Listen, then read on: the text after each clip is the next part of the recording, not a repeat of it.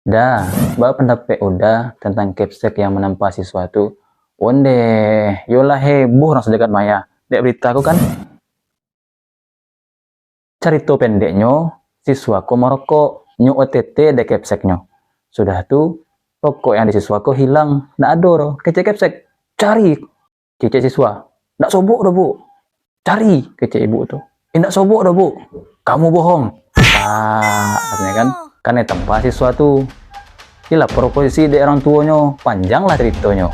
Muncullah pro kontra. Mantap bu, disiplinkan. Nggak bisa gitu doh. Apa lo alasannya? Anak kini lembek, orang tuanya memanjakan taruh. Kekerasan fisik di sekolah tuh salah mah. Awak dulu, acuk kena kaki guru. Tiba di rumah kena tambah awak ada orang gaek mah. Guru harus menjadi contoh, bisa menahan emosinya. Takah itulah pro kontra di media sosial kini. Sudahlah dan sana.